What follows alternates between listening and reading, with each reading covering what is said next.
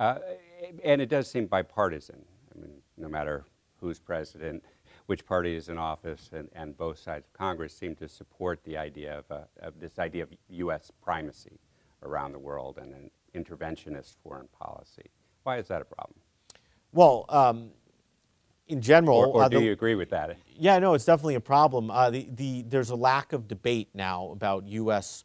grand strategy, or whatever term you want to use. What is it in general? What's our theory of how we make ourselves safe in the world on a global basis? And there used to be a more dispute about this. There were different points of view. Realists in foreign policy debates wanted a more restrained foreign policy, and I want a more restrained foreign policy. I consider myself a realist.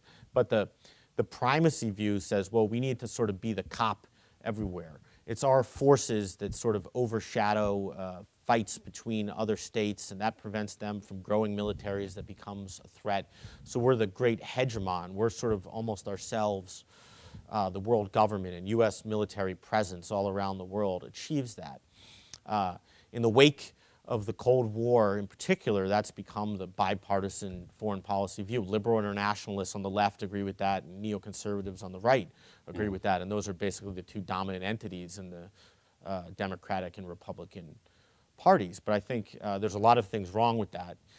One is that stability, I don't think, actually depends on a hegemonic state sort of attempting to police the fights between different states. I think we're overestimating our role in securing the peace. I think history proves that, particularly where there's bodies of water between states, as there is in Asia, that balances of power tend to be fairly stable.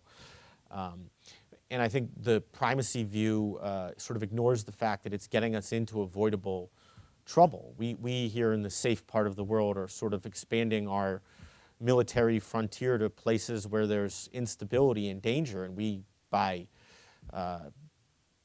declaring that we're going to defend a whole bunch of different countries, get ourselves into avoidable fights, and that costs something. We have to pay for military capabilities to do that.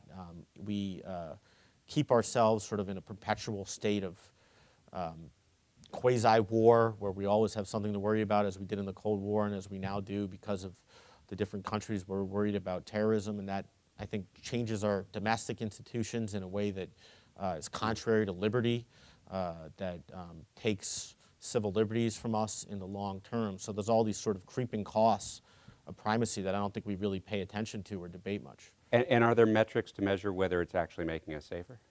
It's really difficult, I think, to measure what's making us safer.